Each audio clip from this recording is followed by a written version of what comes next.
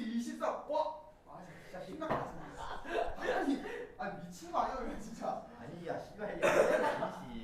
야 심지어 1코. 원딜이다 이거. 야 32분인데 1코. 아니 이거 원딜이다 이거. 야 32분인데 1코가 안 나와. 저번 시간에 이제 처음으로 이 연산자라는 말을 썼었거든요. 네. 기억나죠? 그래서 이게 그 서양 사람들이 생각하는 수학이나 철학에서 가장 중요한 게 그 시각적인 어떤 그 일치, 논리, 그 다음에 아름다움 이런 것들을 찾는 게 그 수학적으로 논리적으로 되게 중요하다고요. 그래서 물리학자들이 희한한 계산 방법인 연산자라는 걸 도입을 했는데 이런 식의 그 수식 이게 어떻게 도입했는지는 뭐 저번에 보여드렸고요. 이렇게 이제 도입을 하면 물론 당연히 1차원에 대해서 이런 식으로 이제 예? 가지고 오세요. 네. 그래서 1차원에 대해서 이렇게 이제 계산 방식을 정의하면 이것으로부터 파동함수와 함께 운동 에너지를 구해낼 수 있다고 했었죠. 기억나죠? 그래서 이때 그래서 이제 여기 운동 에너지라면 그러면 연산자 중 무슨 에너지를 구해낼 수 있는 연산자도 있겠어요? 위치 에너지. 그렇죠. 그래서 어떻게 하냐면 운동 에너지뿐 아니라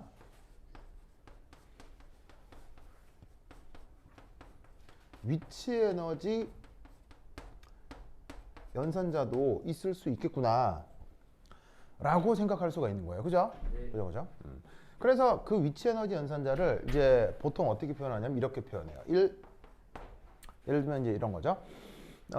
그 시스템마다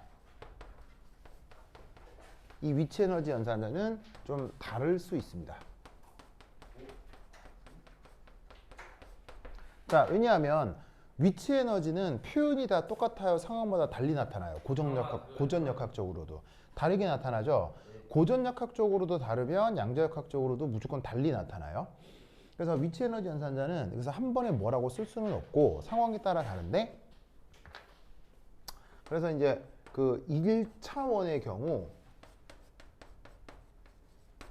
보통 V라고 쓰고 1차원의 변수인 X만으로 이런 식으로 위치 에너지 연산자를 포기합니다.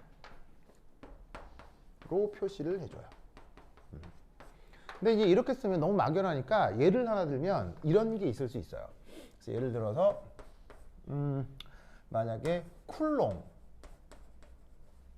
상호작용이 나타나면 자 예를 들어서 Z2 플러스 자 이런 식의 핵이 있고 네. 그 다음에 여기 주변에 짜잔 이런 식으로 이제 전자가 있고 요 사이 거리가 R이라고 할 때 그러면 이런 경우 쿨롱 상호작용을 이제 우리가 어떻게 표현하냐면 자 4 파이 입실론 제로 분의 1 한 다음에 자 거리분의 Z2 플러스 2 마이너스 이렇게 표현하죠? 자, 이게 쿨롱 상호작용이잖아요. 물리 시간에 배운 적 있죠? 네. 이렇게 표현되는 것 또한 저기서 나타나는 위치 연산자 표현 중 하나예요. 그래서 쿨롱 상호작용이 나타나는 경우는 이런 식으로 위치 에너지 연산자를 이런 꼴로 표현하기도 해요. 그래서 주어진 시스템에서 어떤 상호작용이 나타나느냐에 따라서 다양하게 표현이 될 수 있다. 아시겠죠? 알겠죠? 자, 그럼 이때 여기서 세 번째. 자, 이 녀석은 바로 세 번째는 잠깐 봐봐. 운동 에너지 했죠? 위치 에너지 했죠? 네. 그럼 운동 에너지, 위치 에너지 해서 연상되는 딱 무슨 에너지 없어요? 역학적 에너지. 그렇지. 바로 봐. 그 다음 기억해야 될 게 해밀토니안 오퍼레이터라고 합니다. 해밀토니안 오퍼레이터. 하하하. 저 우리나라 이거 해밀턴 호텔이라고 있죠? 안 들어간대요. 몰라요? 네, 몰라요. 저 뭐야 작년 겨울쯤에 그 이태원 참사 났던 그 지역 거기가 해밀턴 호텔입니다. 거기입니다. 네, 거기입니다. 그래서 이제 우리나라에서는 호텔 이름도 있는데 옛날 물리학자 중에 해밀턴이라는 사람이 있었어요. 그러네요. 그게 할로윈이 11월 달이니까 11월 달이니까 네, 벌써 옛날에 말씀을 했었죠. 네, 나한테도 되게 이상한 일이 있었다고 나중에 찍었죠. 자, 어쨌건 그래서 저기에 있는 저 해밀토니안 오퍼레이터의 저 해밀턴은 원래 뭐냐면은 양자역학하고 관계 있는 사람은 아니고 해밀턴은 어떤 사람이냐면 고전 역학자예요. 고전 물리학자예요. 그래서 고전 물리학자인데 그 파동이죠, 파동. 파동에 원래 저런 비슷한 수식이 있었어요. 그래서 사실은 고전 역학 중에 파동을 표현하는 수학적 방식 중에 해밀토니안 오퍼레이터가 있었거든요. 그래서 슈레딩거라는 사람이 그 사람 이름을 그대로 따서 왜냐? 하늘 아래 새로운 건 없거든요. 하늘 아래 새로운 건 없고 다 남이 한 거를 가져다가 약간씩 바꿔 쓰는 거야. 그래서 이제 슈레딩거 전향반은 그래도 이제 좀 양심이 있었던 거지. 그래서 그냥 그 뭐냐면 슈레딩거 오퍼레이터 이렇게 안 하고 예전에 저런 오퍼레이터를 고전 파동 역학에서 썼어가지고 저 슈레딩거가 해밀토니안 오퍼레이터라고 그대로 말을 갖다 쓰는 거예요. 그러면서 쓰는 이 해밀토니안 오퍼레이터의 의미는 얘는 얘는 역학적 에너지 연산자를 이 양자역학 혹은 물리학에서 해밀토니안 오퍼레이터라고 합니다. 그러면 이때 이 역학적 에너지 역학적 에너지라는 건 의미상 운동 에너지에다가 위치 에너지를 더한 거잖아요. 그렇죠? 그러면 자, 그거 뭐야? 연산자 역시 이 운동 에너지에다가 위치 에너지를 그대로 더해주면 되는 거예요.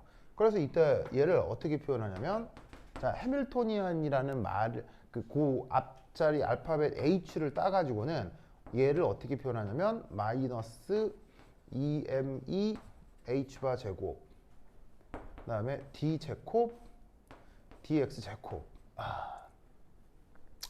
더하기 vx 이런 꼴로 표현을 해줍니다. 아시겠죠? 저렇게 표현해준다. 저게 네네네. 또 뭐? 아니요. 저게 그래서 이제 뭐냐면 뭐 특별한 거 아니고요. 그냥 요까지가 무슨 연산자? 요까지가 운동 에너지 연산자고요. 요건 무슨 연산자? 얘는 위치 에너지 연산자고요. 그럼 더하면 뭐 역학적 에너지 연산자겠죠. 그래서 얘를 어떻게 표현한다? 이렇게 이 1차원에 대해서 이런 꼴로 표현을 해주면 된다 이런 말이죠. 무슨 말 알겠죠? 자, 그럼 참고로 쟤를 3차원으로 확장한다. 그럼 어떻게 표현하면 되겠어? 3차원으로 확장한다. 자, 왜 3차원으로 확장할 필요가 있냐면요. 우리가 자연에서 관찰하는 모든 물체는 1차원, 2차원, 3차원 몇 차원에 있어요? 3차원. 네, 우리가 관찰하는 모든 물체들은 이렇게 물질들은 다 3차원에 있는 거잖아요. 그럼 쟤를 3차원으로 확장하면 표현을 어떻게 해주면 되겠어요? 그러면 dx 제곱분의 d, dy 제곱분의 d. 어떻게 해주면 되겠어요? z 제곱. 자, 잘 봐요. 여러분 아시다시피 에너지는 스칼라예요, 벡터예요? 스칼라요. 에너지는 스칼라죠. 그럼 에너지는 전체 에너지를 묻고 싶어요. 그럼 각각의 에너지를 각각 어떻게 주면 돼? 그냥 쭈르륵 더하는 거예요. 그냥 더하기로 연결하는 게 에너지거든요. 그러면 저게 1차원이라면 2차원은 그러니까 3차원은 어떻게 연결할 수 있느냐? 이렇게 연결할 수 있지. 바로 얘를 마이너스 EME H바 자, 물론 여기서 ME는 누구의 질량이었죠? 전자의 질량이긴 했지만 그 해당 물체가 전자고 그 해당 물체가 3차원에 있는 전자라면 얘를 어떻게 확장하느냐? 요렇게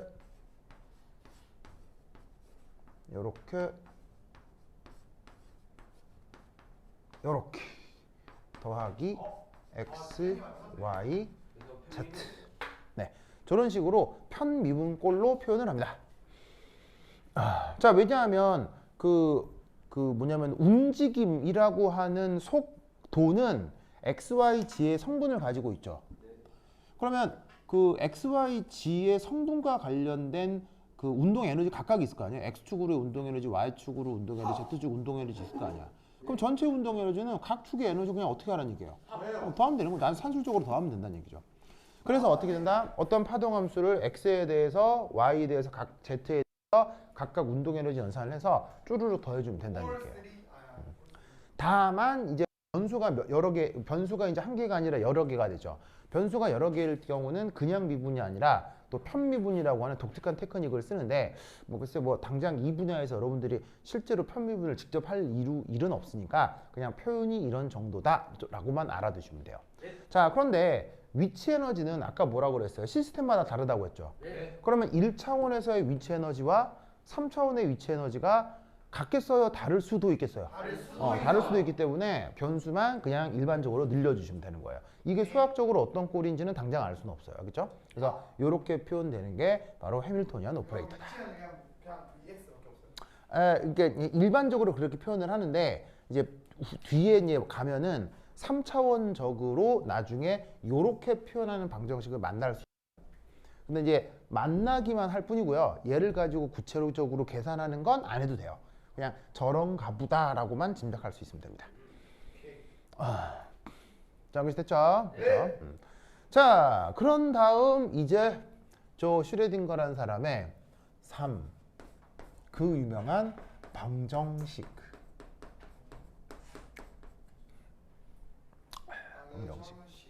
자, 그 슈레딩거라는 사람의 방정식의 의미는 바로 이거예요. 요거. 요겁니다. 자, 이게 이제 결과적으로 어떻게 되냐면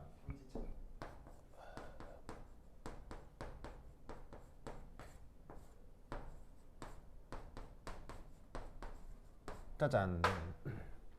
결과적으로 저렇게 풀려 나올 수 있습니다. 그래서 예전에 이 파이라고 하는 게 무식이 함수라고 그랬어요. 파동함수. 얘를 이제 어떤 의미로 웨이브 펑션이라고 했죠. 그러면 이게 지금은 좀 황당하게 들릴 텐데 곧 예를 하나 보여드릴 테니까 그거를 보면 조금 나을 거예요. 우선 이렇게 표현하나 보다만 알면 되는데 파동함수를 들고 거기에다가 해밀토니안 오퍼레이터로 연산을 해요. 구체적으로 수학적으로 어떻게 연산하느냐를 할 필요는 없고요. 그냥 하나보다 이렇게 생각을 하면 돼요. 그러면 어떤 결과가 나오느냐? 이런 식의 실제 어떤 숫자들이 계산되어 나오고 다시 파동함수가 돌아옵니다.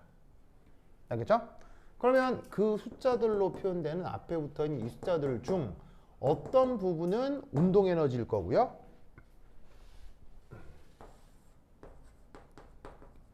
어떤 부분은 무슨 에너지? 위치 에너지가 되겠죠. 그러면 운동 에너지를 나타내는 부분, 위치 에너지를 나타내는 부분을 다 더하면 그게 최종적으로 무슨 에너지가 되겠어요? 역학적 에너지가 되겠죠.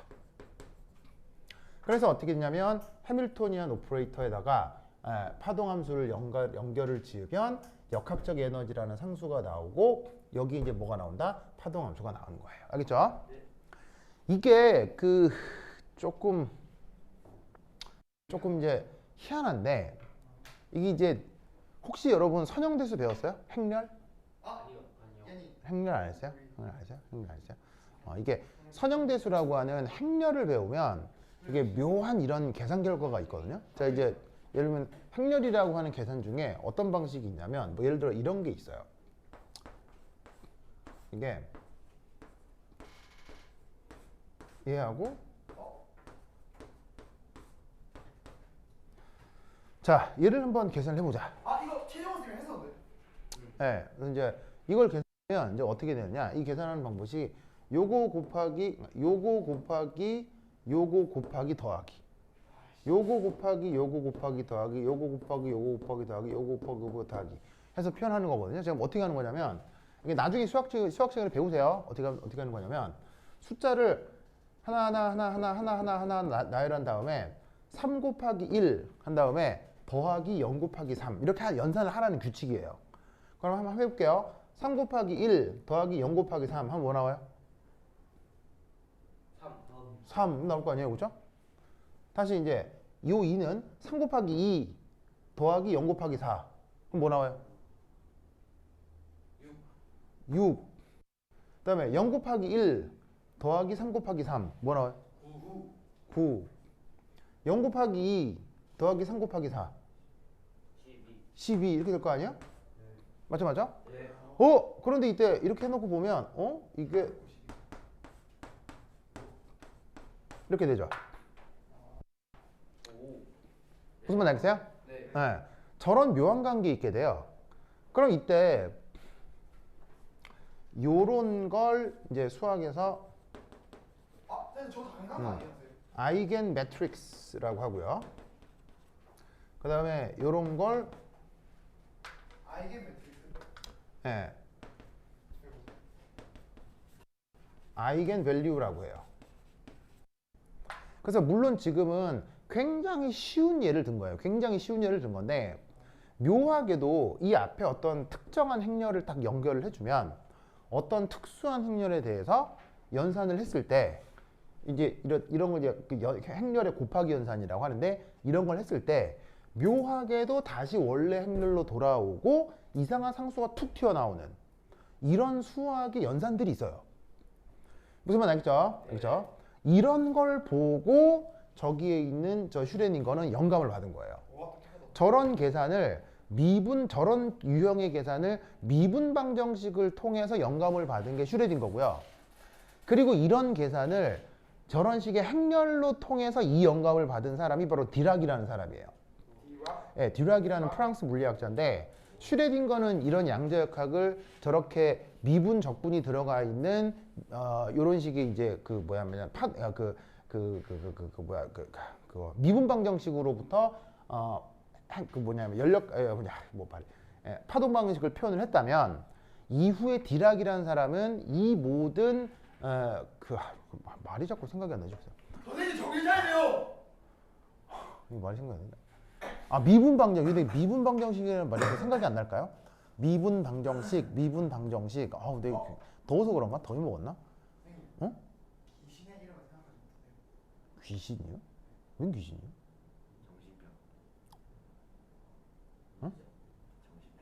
정신병이라고? 그래 하여튼 그렇다. 그래서 이렇게 미분 방정식 꼴로 양자역학을 표현을 한 게 슈레딩거인데 그 슈레딩거 이후 세대에 나왔던 디락이라는 물리학자는 이 미분 방정식을 전부 다 행렬식으로 바꿔요. 그래서 미분이 아니라 이렇게 행렬로 양자역학을 표현할 수 있다를 디락이라는 사람이 또 증명을 합니다. 그래서 이제 그 업적으로 이제 디락도 노벨상을 받게 되죠. 그래서 이제 이쪽이 수학 연구하고 물리학 연구에서 20세기 초반에 굉장히 많은 업적들이 나오는데 이쪽 관련해서 노벨상이 많이 나왔죠. 왜냐하면 이제 그 인간의 의식 구조에 대한 영향을 되게 많이 줬기 때문에. 자, 그래서 결국 어떻게 했냐면 이런 식의 수학적인 관습이 있단 말이에요. 알겠어요? 이런 식의 수학적 관습이 있기 때문에 그런데 그렇다고 해서 이렇게 생겨먹은 행렬과 이렇게 생겨먹은 숫자가 그럼 같은 거냐? 같은 건 아니잖아요. 같은 건 아니지만 어떤 행렬에 대해서 어떤 숫자를 만들어주는 특별한 행렬이 되는 거죠. 그래서 이때 이런 녀석을 이런 식의 특별한 행렬을 보시다시피 선형대수에서는 연산자라고 말을 썼었거든요. 그걸 슈레딩거가 미분 방정식에서도 똑같이 그 말을 가져다가 쓰는 거예요. 그래서 주어져 있는 파동 항수에 어떤 연산을 하면 그 연산의 결과로 어떤 숫자가 나오고 희한하게 원래 함수로 돌아오는 그런 어떤 미분 방정식 체계를 만든 거예요. 그러면 이게 과거 선형대수에 썼던 그런 관습과 굉장히 유사하기 때문에 이때 주어져 있는 이런 성격의 것들을 연산자라고 말을 만들어 붙이는 거죠. 무슨 말인지 알겠죠? 네. 그렇죠? 네. 그래서 저런 표현인데 이제 여기서 이제 이걸 더 들어가려고 하면 이제 수학적 부담이 엄청나거든요. 그래서 이제 여러분들이 그 수학적 부담을 다 할 필요는 없고 그래서 누군가가 해놓은 계산 결과가 있겠죠? 그런 것만 보고 그냥 알아만 들으면 돼요. 누가 해놓은 계산 결과만 보고 그럼 이걸 이렇게 해석하면 되겠구나 라고만 생각하시면 됩니다. 자, 그럼 이제 맛배기로다가 여기에 있는 이 파동 방정식 이게 이제 어떻게 어디에 적용되는지 알아야 되겠죠. 그렇죠? 그럼 이제 맛배기로다가 아주 간단한 시스템 이걸 한번 적용을 해볼 거예요. 자, 그런데 그거에 앞서 이 슈레딩거가 여기에 있는 이 방정식 이걸 이름하여 뭐라고 불렀냐면 슈레딩거의 파동 방정식이라고 불렀거든요. 이 슈레딩거의 파동 방정식이 나온 이후에 요걸 가지고 묘하게 해석을 하는 어떤 묘한 그 학생이 한 명이 나왔어요. 그거에 대한 얘기를 좀 할 텐데 바로 이겁니다. 네, 이거 한번 보도록 하겠습니다. 자, 여기 줄게요. 자, 여기 준다. 여기 줄게요. 준다. 헤이.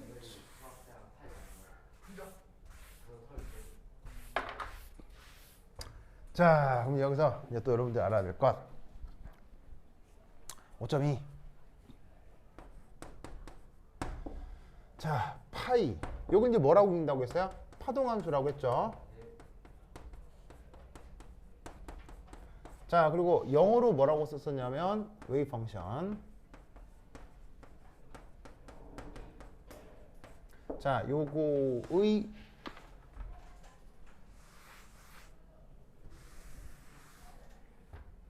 성격을 좀 알아보도록 하겠습니다.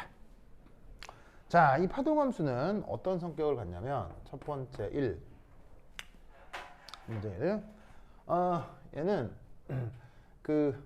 뭐냐면 시스템의 모든 정보를 포함합니다.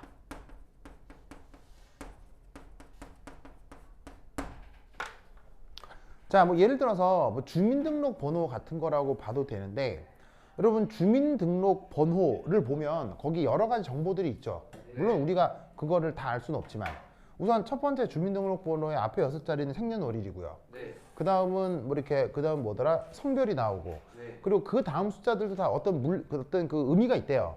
그래서 이제 뭐 출생지가 어디였는지 뭐 그런 것들에 대한 정보가 쭉 뜨는데 그게 이제 그 일반 사람들은 알 수도 없고 이제 뭐 경찰이나 아니면 행정부나 이런 데서 일하는 사람들은 거기에 이제 주민등록번호에 있는 의미들을 이제 파악하는 교육들을 다 받죠.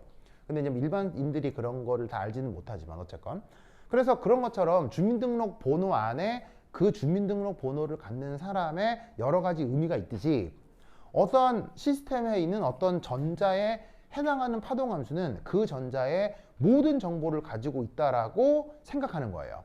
그러면 그 모든 정보에는 보통 뭐가 있겠느냐? 방금 얘기했던 것처럼 에너지, 위치, 운동량 이런 식의 정보들을 다 포함하고 있는 게 바로 파동함수다라고 생각을 하자 이런 말이죠. 알겠죠? 네. 자, 이게 첫 번째고요. 그 다음에 파동함수의 두 번째 성격. 이 파동함수는 바로 well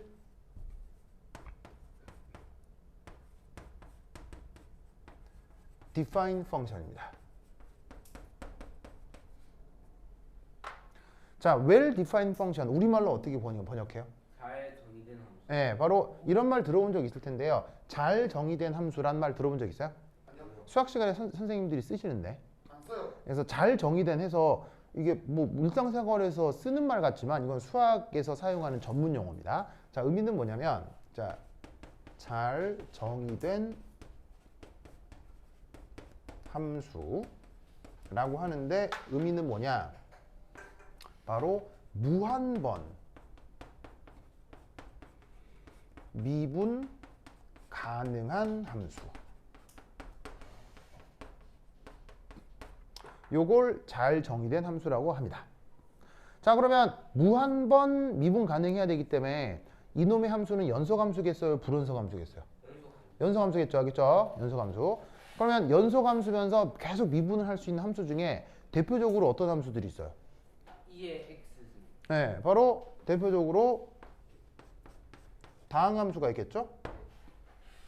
x의 n승 이런 것들을 무한히 미분할 수 있죠. 그렇죠? 네. 무한히 미분해서 0대도 0 미분하면 또 계속 0이잖아요. 그렇죠?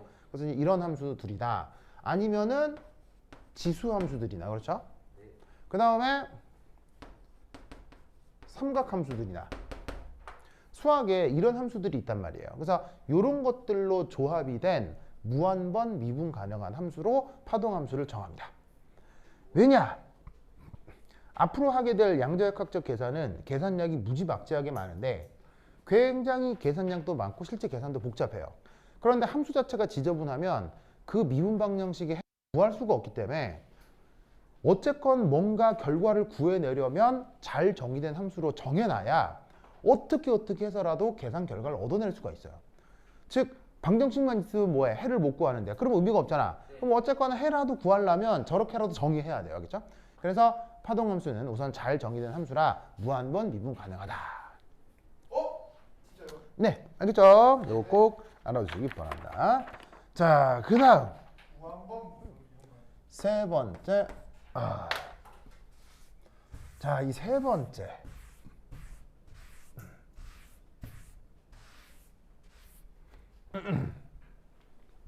이 세 번째는 앞으로 자주 나올 거기 때문에 굉장히 중요합니다. 뭐 하다고요? 굉장히 굉장히 중요합니다. 자, 이 세 번째. 이건 뭐냐? 바로 그 유명한 뭔 사이네. 본즈 인터프리테이션이라고 해요.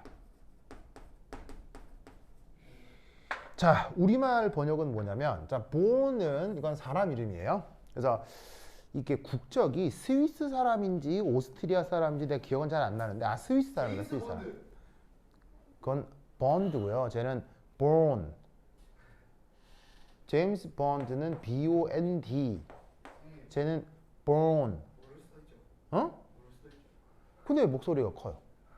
아니 자신감. 에? 자신감. 정신 없어요, 옆에 사람들은. 어? 네, 아까 여러분들 뭐 이렇게 이제 놀다가 들어왔잖아요. 300m 바깥에서 저 도현이 소리가 들리더라고요. 네, 그 엘리베이터로 올라온 그 에스컬레이터 타고 올라오는데 거짓말하지 마세요. 와 정말 그 멀리에서 도현이 소리가 들리더라고요. 진짜. 정말요. 그래서 근데 그 들림하다. 왜냐면 여기서 말하는 게 아니라 저기서 말해요. 그러니까 나도 저 멀리서 언론은 올라가는 거 이게 에스컬레이터 타고 올라가는 거 봤거든요. 다른 사람 목소리는 1도 안 들리는데 도현이 목소리 있잖아요. 쩌렁쩌렁 하는데 놀라운 사실은 뭔지 아세요? 네. 길 가다 지나가던 다른 사람들도요 고개를 돌려보더라고요. 진짜로요. 네, 그래서 뭐야 이러면서 막. 그래서 애들도 인정해요. 그게 안 된다는. 여러분 자꾸 들어서 그래요. 그게 자꾸 들어서 그렇지. 옆에 저런 애가 계속 저렇게 얘기를 해서 그런갑다 하지. 보통의 사람들은 저 정도 목소리 얘기를 하면 깜짝깜짝 놀래요. 그러면 제가 이렇게 얘기하면 쌤 답답해서 살 수 있어요? 뭐라고요? 아니요, 뭐 그렇다고 해서 내가 뭐 이렇게 그게 뭐 나쁘다 이런 건 아니고요. 그냥 너무 커서 때때로는 깜짝깜짝 놀란다. 뭐 그런 정도는 거죠. 그런 정도죠. 최정호 쌤 맞아요. 아니 뭐 내가 뭐 최영 선생님도 뭐 엄청나시죠. 최정호 쌤이랑 진짜 와. 네, 알겠습니다. 네. 자, 어쨌건. 네. 자, 그래서 여기에 있는 이 사람은 그 스위스 물리학자인데 묘하게도 저 내용을 언제 얘기했냐면 19살 때.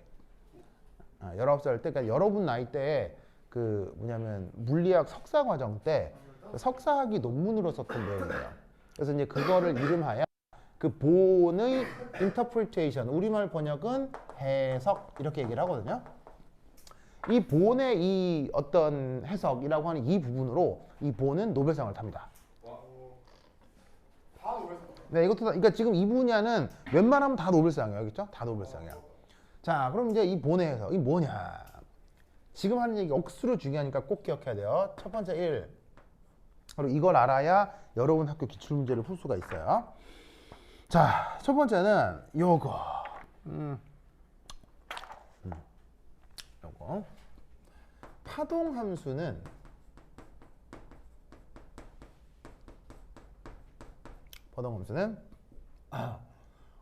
원칙적으로 복소수 함수입니다.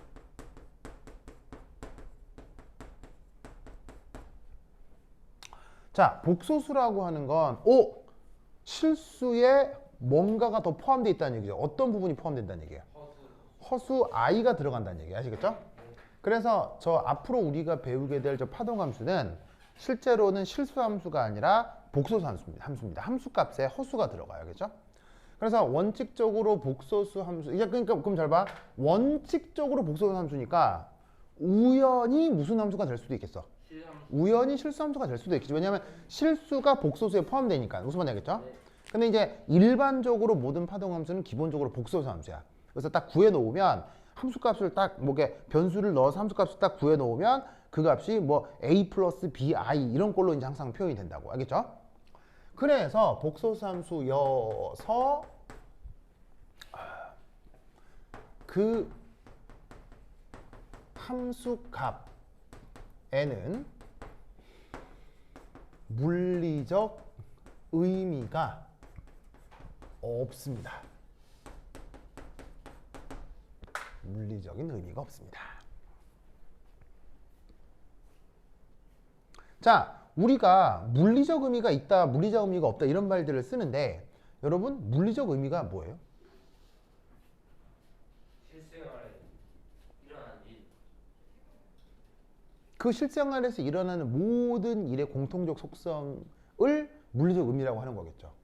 여러분 이 우리 실생활에서 일어난 모든 일의 근본적 공통적 속성이 뭐예요? 과학. 움직인다.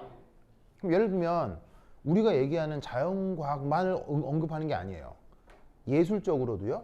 그 다음에 뭐 예를 들면은 뭐 이렇게 학술적으로도요. 아니면 여러분들의 생활에서 뭐 이런 감정적으로도요. 혹은 여러분들이 뭐 예를 들면 감정 중에서 여러분들이 누구를 사랑한다라고 했을 때, 그러니까 인간이 경험할 수 있는 모든 종류의 경험에서 공통적으로 나타나는 물리적 의미라는 게 뭐냐고요.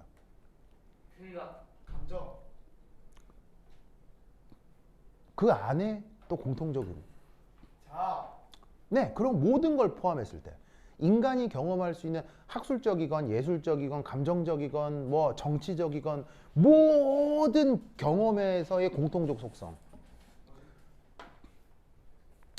그걸 물리적 의미라고 하는데 그게 바로 뭐다? 대소예요. 대소. 네. 대소요. 자, 무슨 말이냐면 여러분 어떤 길이를 측정했어요. 대소 있어요, 없어요? 길이에. 당연히 있죠, 그렇죠? 자, 어떤 소리를 측정했어요. 대소 있어요, 없어요? 있죠. 자, 어떤 음악을 들었어요. 더 좋은 음악 있어요. 더 좋은 음악과 덜 좋은 음악 있어, 없어요? 있어요. 있죠. 무슨 말인지 알겠어요? 자, 누군가를 사랑해요. 더 좋아할 수도 있고 덜 사랑할 수도 있죠. 네. 무슨 말인지 알겠어요? 네. 그러니까 비슷한 걸로 예를 들면은 여러분 엄마 아빠 사랑하죠. 네. 근데 둘 중에 더 사랑하는 사람 있잖아요. 네. 있잖아요. 네. 딱히 표현을 안 할 뿐이지 있지 않아요? 여러분 나이 때 좀 있거든요. 그러니까 전맥이 아기 때는 엄마 아빠 구분 없이 그냥 하늘처럼 사랑하죠. 하지만 여러분처럼 이제 자의식이 생기고 성인이 되어 가면 엄마하고 아빠 중에 물론 고마운 분이긴 하지만 둘 중에 더 사람 있잖아요. 네. 네. 있을걸요? 그죠? 그러니까 누군가를 좋아하는 것에도 무조건 대소가 있는 거예요. 무슨 말인지 알겠죠? 알겠죠? 그러니까 그 물리적 의미의 공통적 속성은 대소인데 여기에는 뭐가 없어요? 대소가 없잖아요. 복소수에는 크기 비교가 돼요, 안 돼요? 안 되죠? 그러니까 복소수 함수로는 우리의 물리적 세상을 표현할 수 있다, 없다? 표현할 수 없다. 무슨 말인지 알겠죠? 그래서 보는 응? 왜? 그래서 보는 어떤 생각을 했냐면 이런 생각을 했습니다. 어떤 생각을 했냐면 요렇게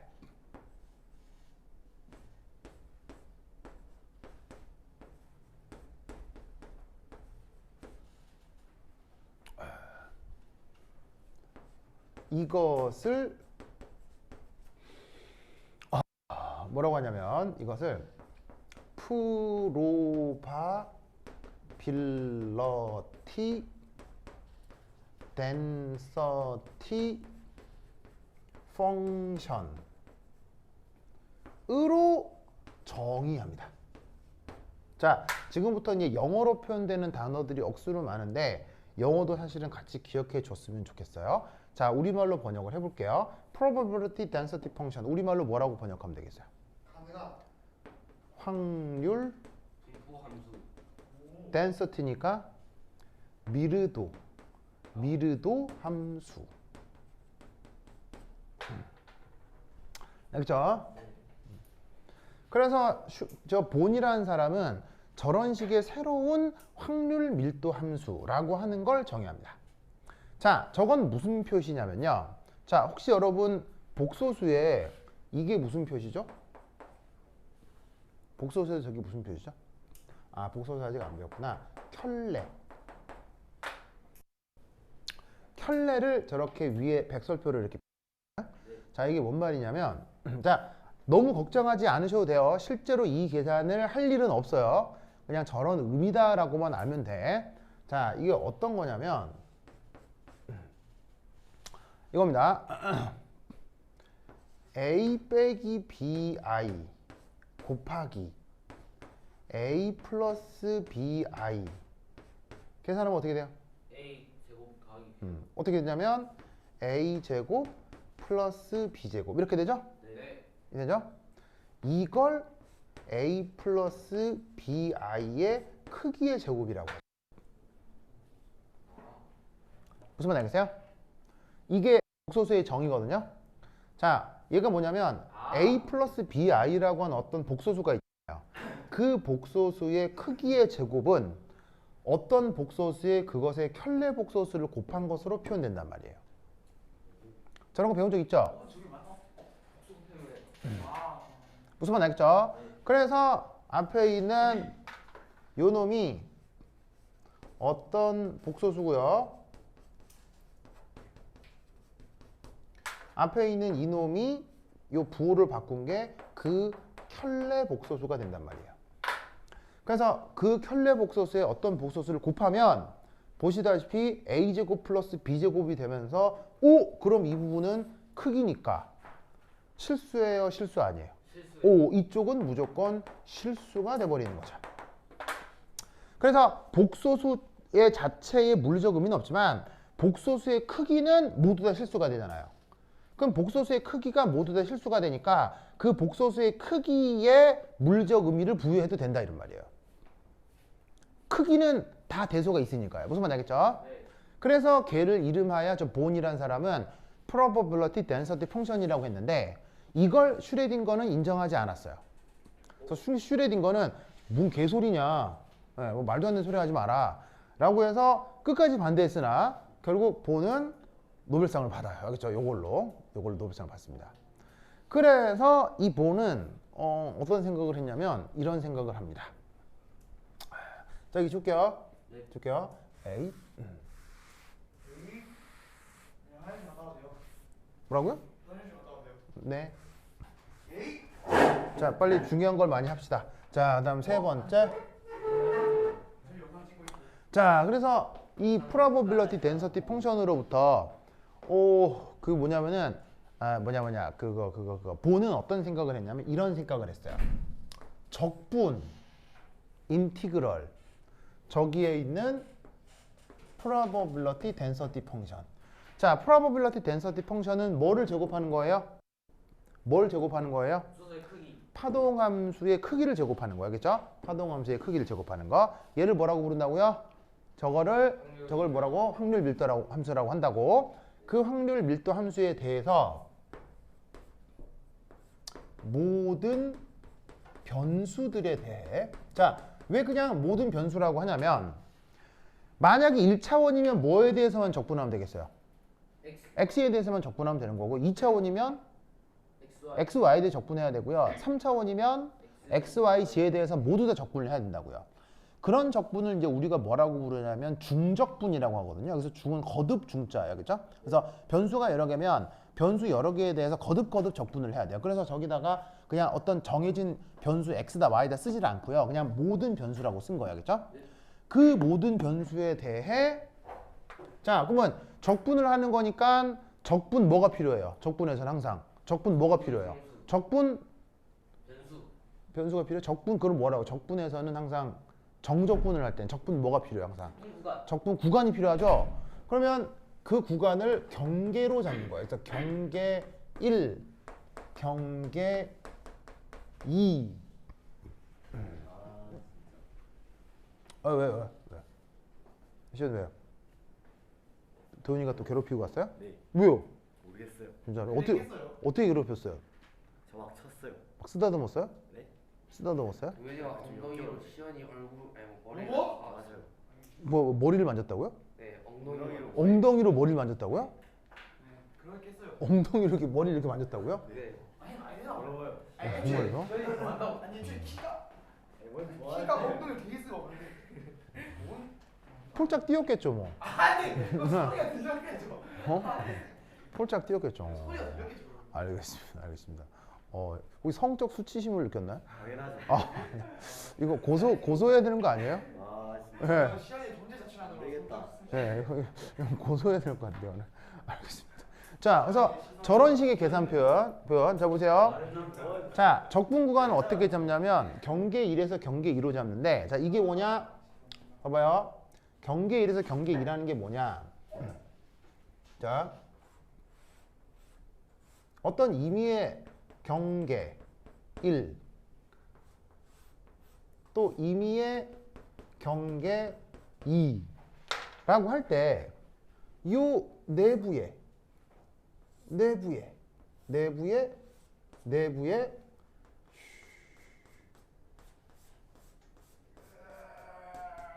뭐가 정의가 되냐면 어떤 영역이 정의가 되는 거예요. 무슨 말인지 알겠어요? 즉 뭐냐면 자, 야 여기서부터 여기까지가 네 땅이야 라고 하면 그 공간만큼이 딱 정의가 되는 거 아니에요. 무슨 말인지 알겠죠? 그러면 어떤 경계로부터 어떤 경계까지다 라고 얘기하면 그 사이에 공간이 정의가 될 건데, 이렇게 표현하는 방식, 이게 뭐냐? 이게 바로 해당 영역에서 그 관심의 입자를 발견할 확률이 됩니다. 알겠죠? 저걸 슈레딩거는 인정하지 않았어요. 알겠죠? 슈레딩거는 이상하다 이랬는데, 저렇게 처음 주장한 사람이 누구야? 본이고, 저게 모든 물리학자들도 아 그게 좋겠다 해가지고는 양자역학이 저런 식으로 토대를 잡게 된 겁니다. 무슨 말 알겠죠? 네. 그죠? 시연 왜 이렇게 또 흐뭇한 미소를? 적당히 해야지. 방금 그 엉덩이. 기분이 좋아요. 기분. 개놀다. 아니, 그것 때문에 좋아요. 성적 붙입니다. 아니 뭐 기분 안 좋은 것보단 좋죠. 알겠습니다. 뭔가 기분 좋은 일을 생각하고 있나 싶어가지고. 네. 알겠습니다. 자, 요거 알겠죠? 자, 다시 한번. 자, 얘는 파동함수의 뭐의 제곱? 파동함수의 뭐의 제곱? 파동함수의 크기의 제곱 알겠죠? 네. 그것을 이름하여 뭐라고 부른다고? 확률 밀도 함수. 영어로는 probability density function. 영어도 알아두는 게 좋은 게, 여러분 선생님 교재에는 영어로도 막 나와요. 그래서 영어 단어도 같이 알아둬야 돼요. 알겠죠? 그래서 그리고 그게 아니라 이쪽은 영어로 되어 있는 채로 다들 공부를 하기 때문에, 이쪽은 나도 그렇고 다른 선생님도 그렇고 한글보다는 영어가 훨씬 편해요. 그러세요. 아니 뭐 어떻게 그게 여러분 학교 선생님들에 대해서 내가 욕하려고 욕하는 게 아니고요. 여러분 학교 선생님들에 대한 개인적 감정은 없어요. 전 있어요. 왜요? 그냥. 개인적 감정은 없고요. 명확하게는 그 학교 시스템에 대한 불만이 있는 거예요. 시스템에 대한. 예. 왜냐하면 아무리 훌륭한 교사도요, 영재고 과학고 가면 다 그렇게 될 거예요. 훌륭한 교사가 아니에요. 네, 훌륭한 교사도 영재고 과학고를 가면 다 그렇게 변할 거예요. 그래서 이야기가 했나? 이번에 네, 왜냐하면 아직 학교를 안 갔잖아요. 내가 저때 보여준 그 데이터 있잖아요. 네. 그거 반감기 구하는 거. 다시 나도 익명으로 학교 게시판에 올려야겠다. 예, 그러니까 있잖아요. 내가 깜빡이고 그 얘기를 안 했는데 선생하고 직접 싸우면 안 돼요, 알겠죠? 알겠죠? 왜겠어요? 찍혀요. 예, 찍혀요. 도현이는 이미 찍혀요. 예, 찍혀요. 예. 그러니까 조금 잔인하게 들릴 수 있어도요, 파이터를 찾아요, 알겠어요? 시현재. 네, 파이터를 찾아요. 박민재는 약간 고기 방패 되게 많은데. 자, 그러면 어떤 애가 적절한 파이터겠어요? 박민재요.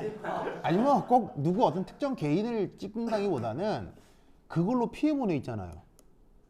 피해본 애도 있을 거 아니에요. 네, 안 되겠다. 이 시연이랑 들어가자. 예, 그러니까 사실은 여러분들이 왜냐면 그 반감기 문제로 100% 피해를 본 건 아니니까 여러분들이 전면에 나서지 말고요. 좀 재밌는 구경이 하고 싶다면 파이터 하나를 골라서 걔한테 흘리라고 알겠어요? 야, 이 눈빛 한번 벌써면 그냥 시연이 막 한다. 무슨 말 알겠죠? 그리고 여러분은 모른 척 하고 있어요, 알겠죠? 괜히 가담하지 마세요, 알겠죠? 가담하지 마세요. 그냥 모른 척 있어.